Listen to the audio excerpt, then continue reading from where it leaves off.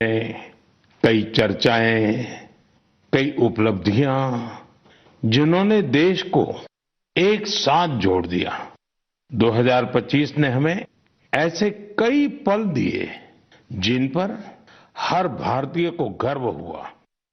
देश की सुरक्षा से लेकर खेल के मैदान तक, विज्ञान की प्रयोगशालाओं से लेकर दुनिया के बड़े मंचों तक भारत ने हर जगह अपनी मजबूत छाप छोड़ी। इस साल ऑपरेशन सिंदूर हर भारतीय के लिए गर्व का प्रतीक बन गया। दुनिया ने साफ देखा, आज का भारत अपनी सुरक्षा से कोई समझौता नहीं करता। ऑपरेशन सिंदूर के दौरान देश के कोने कोने से मां भारती के प्रति प्रेम और समर्पण की तस्वीरें सामने आई। लोगों ने अपने अपने तरीके से अपने भाव व्यक्त किए। साथियों, यही जज्बा तब भी देखने को मिला जब वंदे मातरम के 150 वर्ष पूरे हुए। मैंने आपसे आग्रह किया था कि हैशटैग वंदे मातरम 150 के साथ अपने संदेश और सुझाव भेजें। देशवासियों ने इस अभियान में बढ़ चढ़कर हिस्सा लिया। साथियों, 2025 खेल के लिहाज से भी एक यादगार साल रहा। हमारी पुरुष क्रिकेट टीम ने आईसीसी चैंपियंस ट्रॉफी जीती। महिला क्रिकेट टीम ने पहली बार विश्व कप अपने नाम किया। भारत की बेटियों ने women's blind T20 world cup जीतकर इतिहास रच दिया। एशिया कप T20 में भी तिरंगा शान से लहराया। पैरा एथलीटों ने विश्व चैंपियनशिप में कई पदक जीतकर ये साबित किया कि कोई बाधा हौसलों को नहीं रोक सकती। विज्ञान और अंतरिक्ष क्षेत्र में भी भारत ने बड़ी छलांग लगाई। शुभांशु शुक्ला पहले भारतीय बने जो इंटरनेशनल स्पेस स्टेशन तक पहुंचे। पर्यावरण संरक्षण और वन्य जीवों की सुरक्षा से जुड़े कई प्रयास भी 2025 की पहचान बने। भारत में चीतों की संख्या भी अब 30 से ज्यादा हो गई है। 2025 में आस्था, संस्कृति और भारत की अद्वितीय विरासत सब एक साथ दिखाई दी। साल के शुरुआत में प्रयागराज महाकुंभ के आयोजन ने पूरी दुनिया को चकित किया। साल के अंत में अयोध्या में राम मंदिर पर ध्वजारोहण के कार्यक्रम ने हर भारतीय को गर्व से भर दिया। स्वदेशी को लेकर भी लोगों का उत्साह खूब दिखाई दिया। लोग वही सामान खरीद रहे हैं जिसमें किसी भारतीय का पसीना लगा हो और जिसमें भारत की मिट्टी की सुगंध हो। आज हम गर्व से कह सकते हैं 2025 ने भारत को और अधिक आत्मविश्वास दिया है। ये बात भी सही है, इस वर्ष प्राकृतिक आपदाएं हमें झेलनी पड़ी, अनेक क्षेत्रों में झेलनी पड़ी। अब देश 2026 में नई उम्मीदों, नए संकल्पों के साथ आगे बढ़ने को तैयार है।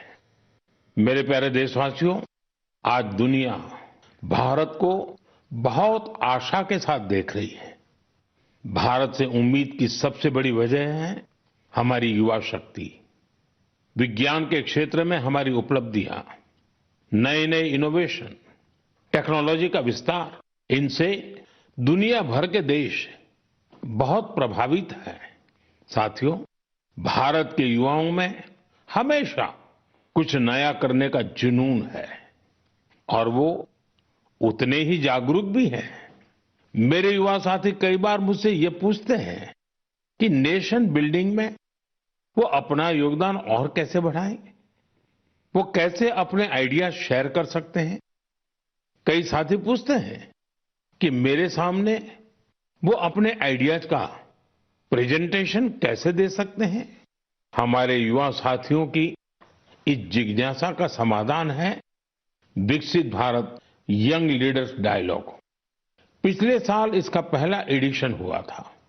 अब कुछ दिन बाद उसका दूसरा एडिशन होने वाला है। अगले महीने की 12 तारीख को स्वामी विवेकानंद जी की जयंती के अवसर पर राष्ट्रीय युवा दिवस मनाया जाएगा। इसी दिन यंग लीडर्स डायलॉग का भी आयोजन होगा और मैं भी इसमें जरूर शामिल होऊंगा। इसमें हमारे युवा इनोवेशन, फिटनेस, स्टार्टअप और एग्रीकल्चर जैसे महत्वपूर्ण विषयों पर अपने आइडियाज शेयर करेंगे। मैं इस कार्यक्रम को लेकर बहुत ही उत्सुक हूं। साथियों, मुझे ये देखकर अच्छा लगा कि इस कार्यक्रम में हमारे युवाओं की भागीदारी बढ़ रही है। कुछ दिनों पहले ही इससे जुड़ा एक क्विज कंपटीशन हुआ। इसमें 50 लाख से अधिक युवा शामिल हुए। एक निबंध प्रतियोगिता भी हुई जिसमें स्टूडेंट्स ने विभिन्न विषयों पर अपनी बातें रखी। इस प्रतियोगिता में तमिलनाडु पहले और उत्तर प्रदेश दूसरे स्थान पर रहा। साथियों, आज देश के भीतर युवाओं को प्रतिभा दिखाने के नए नए अवसर मिल रहे हैं। ऐसे बहुत से प्लेटफॉर्म्स विकसित हो रहे हैं जहां युवा अपनी योग्यता और रुचि के अनुसार टैलेंट दिखा सकते हैं। ऐसा ही एक प्लेटफॉर्म है स्मार्ट इंडिया हैकेथॉन। एक और ऐसा माध्यम जहां आइडियाज एक्शन में बदलते हैं। साथियों, स्मार्ट इंडिया हैकेथॉन 2025 का समापन इसी महीने हुआ है। इस हैकेथॉन के दौरान 80 से अधिक सरकारी विभागों की 270 से ज्यादा समस्याओं पर स्टूडेंट्स ने काम किया।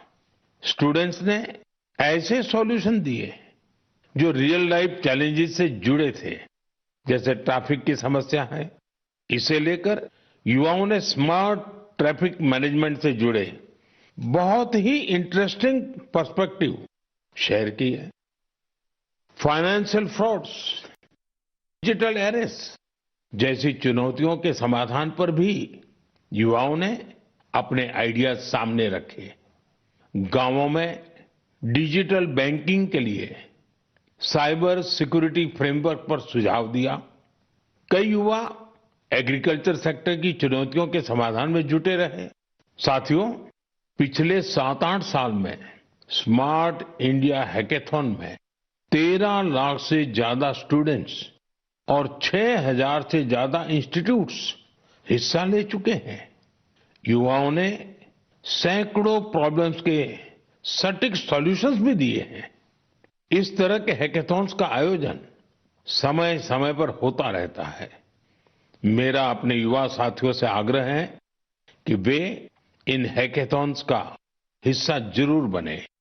साथियों, आज का जीवन टेक ड्रिवन होता जा रहा है और जो परिवर्तन सदियों में आते थे, वो बदलाव हम कुछ वर्षों में होते देख रहे हैं।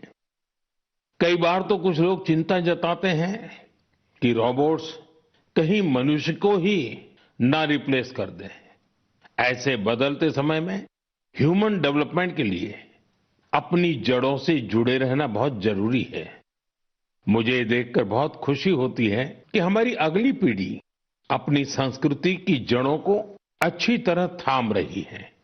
नई सोच के साथ, नए तरीकों के साथ। साथियों, आपने इंडियन इंस्टीट्यूट ऑफ साइंस, उसका नाम तो जरूर सुना होगा। रिसर्च और इनोवेशन इस संस्थान की पहचान है। कुछ साल पहले वहां के कुछ छात्रों ने महसूस किया कि पढ़ाई और रिसर्च के बीच संगीत के लिए भी जगह होनी चाहिए। बस यहीं से एक छोटी सी म्यूजिक क्लास शुरू हुई। न बड़ा मंच, न कोई बड़ा बजट। धीरे धीरे ये पहल बढ़ती गई और आज इसे हम गीतांजलि IISc के नाम से जानते हैं। यह अब सिर्फ एक क्लास नहीं, कैंपस का सांस्कृतिक केंद्र है। यहाँ हिंदुस्तानी शास्त्रीय संगीत है, लोक परंपराएं हैं, शास्त्रीय विधाएं हैं।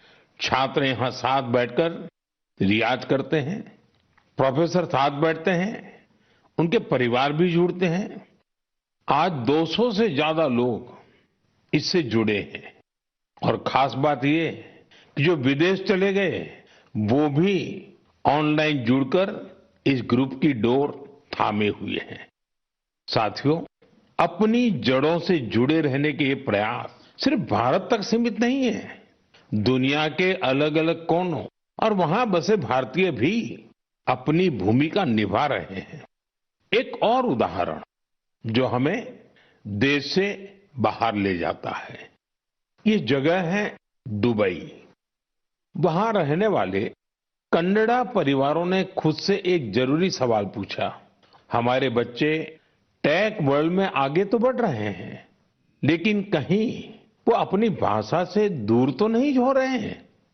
यहीं से जन्म हुआ कन्नड़ा पाठशाले का, एक ऐसा प्रयास जहां बच्चों को कन्नड़ा पढ़ना, सीखना, लिखना और बोलना सिखाया जाता है।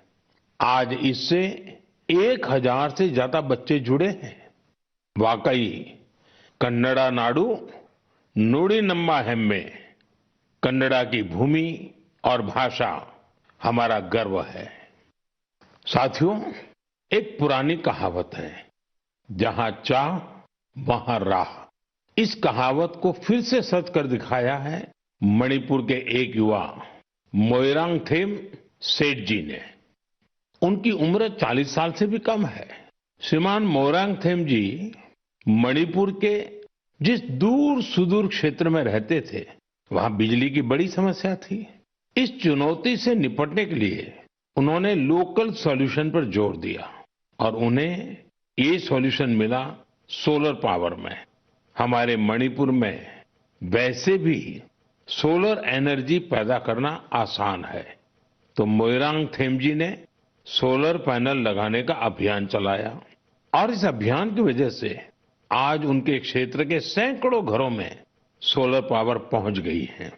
खास बात यह है कि उन्होंने सोलर पावर का उपयोग हेल्थ केयर और आजीविका को बेहतर बनाने के लिए किया है। आज उनके प्रयासों से मणिपुर में कई हेल्थ सेंटर्स को भी सोलर पावर मिल रही है। उनके इस काम से मणिपुर की नारी शक्ति को भी बहुत लाभ मिला है। स्थानीय मछुआरों और कलाकारों को भी इससे मदद मिली है। साथियों, आज सरकार पीएम सूर्यघर मुफ्त बिजली योजना के तहत हर लाभार्थी परिवार को सोलर पैनल लगाने के लिए करीब करीब 75 से 80 हजार रुपए दे रही है। मोइरांगथेम जी के ये प्रयास यूं तो व्यक्तिगत प्रयास है, लेकिन सोलर पावर से जुड़े हर अभियान को नई गति दे रहे हैं। मैं मन की बात के माध्यम से उन्हें अपनी शुभकामनाएं देता हूं। मेरे प्यारे देशवासियों, आइए अब जरा हम जम्मू कश्मीर की तरफ चलते हैं। जम्मू कश्मीर की सांस्कृतिक और ऐतिहासिक विरासत, उसकी एक ऐसी गाथा साझा करना चाहता हूं जो आपको गर्व से भर देगी। जम्मू कश्मीर के बारामूला में जेहनपोरा नाम की एक जगह है। वहां लोग बरसों से कुछ ऊंचे ऊंचे टीले देखते आ रहे थे। साधारण से टीले, किसी को नहीं पता था कि ये क्या है। फिर एक दिन आर्कोलॉजिस्ट की नजर इन पर पड़ी। जब उन्होंने इस इलाके को ध्यान से देखना शुरू किया तो ये टीले कुछ अलग लगे। इसके बाद इन टीलों का वैज्ञानिक अध्ययन शुरू किया गया। ड्रोन के जरिए ऊपर से तस्वीरें ली गई, जमीन की मैपिंग की गई और फिर कुछ हैरान करने वाली बातें सामने आने लगी। पता चला ये टीले प्राकृतिक नहीं है, ये इंसान द्वारा बनाई गई किसी बड़ी इमारत के अवशेष है। इसी दौरान एक और दिलचस्प कड़ी जुड़ी। कश्मीर से हजारों किलोमीटर दूर फ्रांस के एक म्यूजियम के आर्काइव्स में एक पुराना धुंधला सा चित्र मिला। बारामूला के उस चित्र में 3 बौद्ध स्तूप नजर आ रहे थे। यहीं से समय ने करवट ली और कश्मीर का एक गौरवशाली अतीत हमारे सामने आया। ये करीब 2000 साल पुराना इतिहास है। कश्मीर के जहनपोरा का ये बौद्ध परिसर हमें याद दिलाता है कश्मीर का अतीत क्या था, उसकी पहचान कितनी समृद्ध थी। मेरे प्यारे देशवासियों, अब मैं आपसे भारत से हजारों किलोमीटर दूर एक ऐसे प्रयास की बात करना चाहता हूं जो दिल को छू लेने वाला है। फिजी में भारतीय भाषा और संस्कृति के प्रसार के लिए एक सराहनीय पहल हो रही है। वहां की नई पीढ़ी को तमिल भाषा से जोड़ने के लिए कई स्तरों पर लगातार प्रयास किए जा रहे हैं। पिछले महीने फिजी के राकी राकी इलाके में वहां के एक स्कूल में पहली बार तमिल दिवस मनाया गया। उस दिन बच्चों को एक ऐसा मंच मिला जहां उन्होंने अपनी भाषा पर खुले दिल से गौरव व्यक्त किया। बच्चों ने तमिल में कविताएं सुनाई, भाषण दिए और अपनी संस्कृति को पूरे आत्मविश्वास के साथ मंच पर उतारा। साथियों, देश के भीतर भी तमिल भाषा के प्रचार के लिए लगातार काम हो रहा है। कुछ दिन पहले ही मेरे संसदीय क्षेत्र काशी में चौथा काशी तमिल संगमम हुआ। अब मैं आपको एक ऑडियो क्लिप सुनाने जा रहा हूं। आप सुनिए और अंदाजा लगाइए तमिल बोलने की कोशिश कर रहे ये बच्चे कहाँ के हैं। வணக்கம்.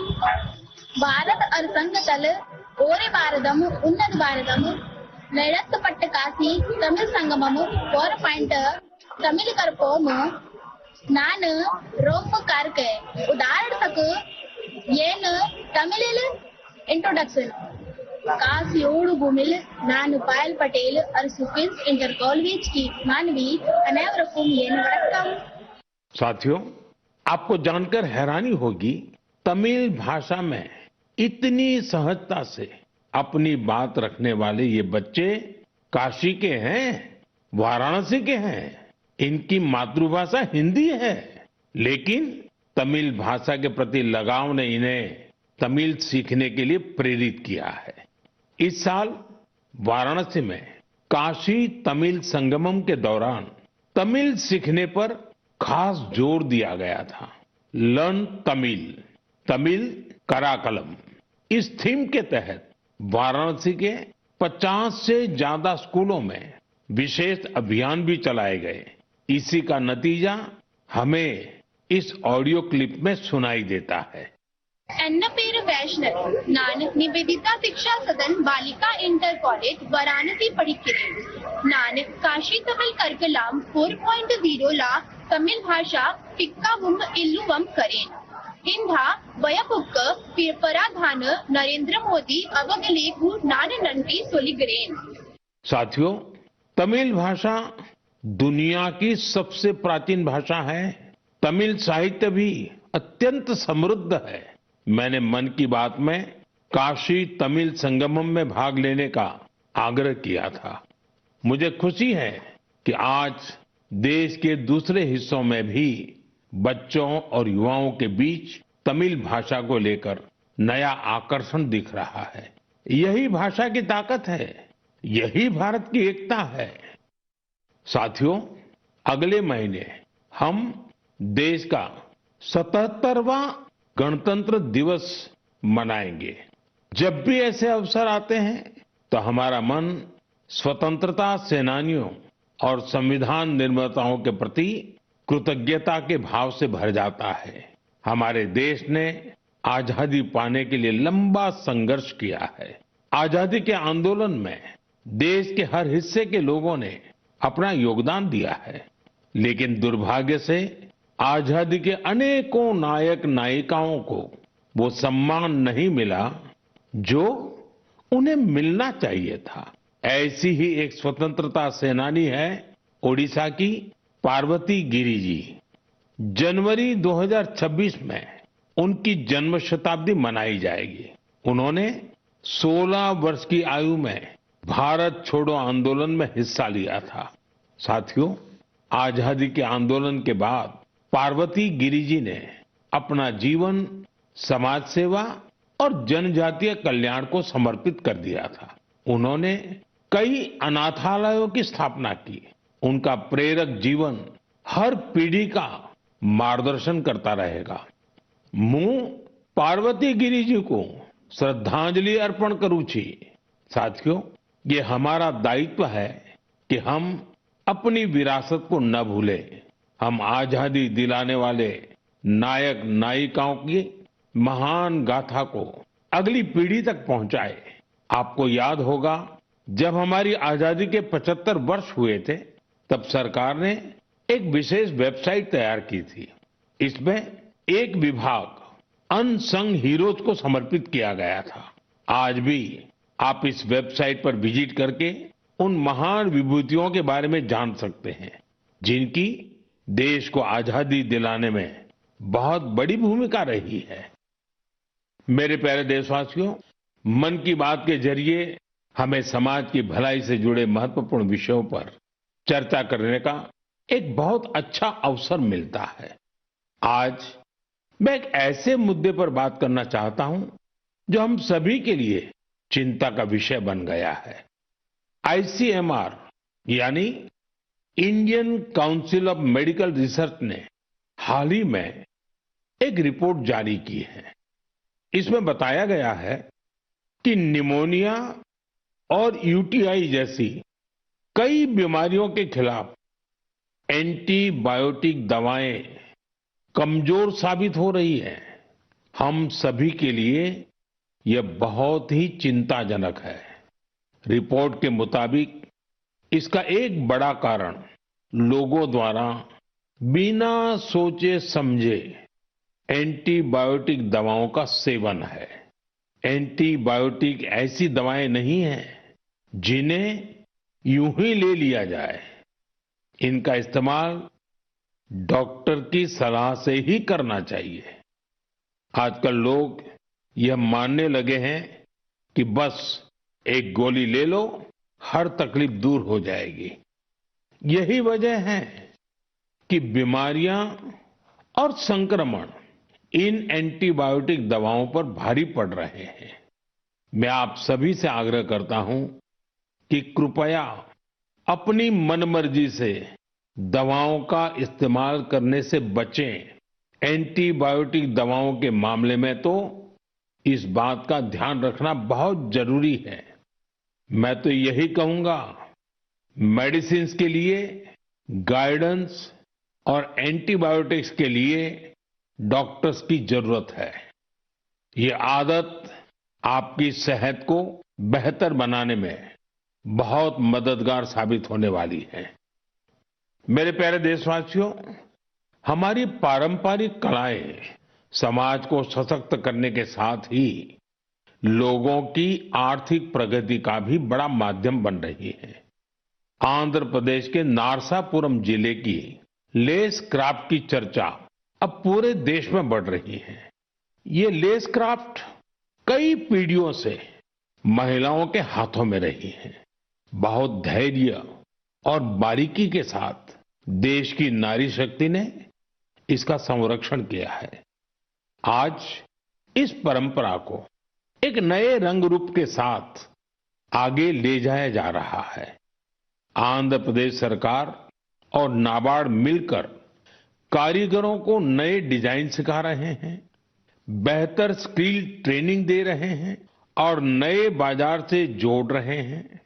नारसापुरम लेस को जीआई टैग भी मिला है। आज इससे 500 से ज्यादा प्रोडक्ट्स बन रहे हैं और 250 से ज्यादा गांवों में करीब करीब 1 लाख महिलाओं को इससे काम मिल रहा है। साथियों, मन की बात ऐसे लोगों को सामने लाने का भी मंच है जो अपने परिश्रम से न सिर्फ पारंपरिक कलाओं को आगे बढ़ा रहे हैं, बल्कि इससे स्थानीय लोगों को सशक्त भी कर रहे हैं। मणिपुर के चुराचांदपुर में मार्गरेट राम थारसी एमजी, उनके प्रयास ऐसे ही हैं। उन्होंने मणिपुर के पारंपरिक उत्पादों को, वहां के हैंडीक्राफ्ट को, बांस और लकड़ी से बनी चीजों को एक बड़े विजन के साथ देखा और इसी विजन के कारण वो एक हैंडीक्राफ्ट आर्टिस्ट से लोगों के जीवन को बदलने का माध्यम बन गई। आज मार्गरेट जी की यूनिट, उसमें 50 से ज्यादा आर्टिस्ट काम कर रहे हैं और उन्होंने अपनी मेहनत से दिल्ली समेत देश के कई राज्यों में अपने प्रोडक्ट्स का एक मार्केट भी डेवलप किया है। साथियों, मणिपुर से ही एक और उदाहरण सेनापति जिले की रहने वाली चोखोने क्रिचेना जी का है। उनका पूरा परिवार परंपरागत खेती से जुड़ा रहा है। क्रिचेना ने इस पारंपरिक अनुभव को एक और विस्तार दिया। उन्होंने फूलों की खेती को अपना पैशन बनाया। आज वो इस काम से अलग अलग मार्केट्स को जोड़ रही है और अपने इलाके की लोकल कम्युनिटीज को भी एम्पावर कर रही है। साथियों, ये उदाहरण इस बात का पर्याय है कि अगर पारंपरिक ज्ञान को आधुनिक विजन के साथ आगे बढ़ाएं तो ये आर्थिक प्रगति का बड़ा माध्यम बन जाता है।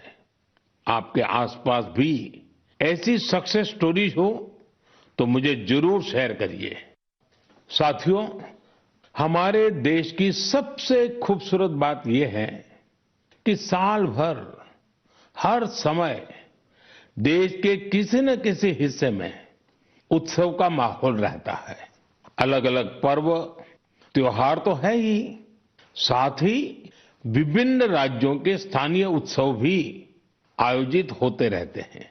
यानी अगर आप घूमने का मन बनाएं तो हर समय देश का कोई न कोई कोना अपने यूनिक उत्सव के साथ तैयार मिलेगा। ऐसा ही एक उत्सव इन दिनों कच्छ के रण में चल रहा है। इस साल कच्छ रणोत्सव का यह आयोजन 23 नवंबर से शुरू हुआ है, जो 20 फरवरी तक चलेगा। यहां कच्छ की लोक संस्कृति, लोक संगीत, नृत्य और हस्तशिल्प की विविधता दिखाई देती है। कच्छ के सफेद रण की भव्यता देखना अपने आप में एक सुखद अनुभव है। रात के समय जब सफेद रण के ऊपर चांदनी फैलती है, वहां का दृश्य अपने आप में मंत्र मुग्ध कर देने वाला होता है। रण उत्सव का टेंट सिटी बहुत लोकप्रिय है। मुझे जानकारी मिली है कि पिछले 1 महीने में अब तक 2 लाख से ज्यादा लोग रणोत्सव का हिस्सा बन चुके हैं और देश के कोने कोने से आए हैं, विदेश से भी लोग आए हैं। आपको जब भी अवसर मिले तो ऐसे उत्सवों में जरूर शामिल हो और भारत की विविधता का आनंद उठाएं। साथियों, 2025 में मन की बात का ये आखिरी एपिसोड है। अब हम साल 2026 में ऐसे ही उमंग और उत्साह के साथ, अपनेपन के साथ अपने मन की बातों को करने के लिए मन की बात के कार्यक्रम में जरूर जुड़ेंगे। नई ऊर्जा, नए विषय और प्रेरणा से भर देने वाली देशवासियों की अनगिनत गाथाओं मन की बात में हम सबको जोड़ती हैं। हर महीने मुझे ऐसे अनेक संदेश मिलते हैं जिसमें विकसित भारत को लेकर लोग अपना विजन साझा करते हैं। लोगों से मिलने वाले सुझाव और इस दिशा में उनके प्रयासों को देखकर ये विश्वास और मजबूत होता है। और जब ये सब बातें मेरे तक पहुंचती हैं तो विकसित भारत का संकल्प जरूर सिद्ध होगा, ये विश्वास दिनों दिन मजबूत होता जाता है। साल 2026 इस संकल्प सिद्धि की यात्रा में एक अहम पड़ाव साबित हो। आपका और आपके परिवार का जीवन खुशहाल हो, इसी कामना के साथ इस एपिसोड में विदाई लेने से पहले मैं जरूर कहूंगा, फिट इंडिया मूवमेंट, आपको भी फिट रहना है। ठंडी का ये मौसम व्यायाम के लिए बहुत उपयुक्त होता है। व्यायाम जरूर करें। आप सभी को 2026 की बहुत बहुत शुभकामनाएं। धन्यवाद। वंदे मातरम।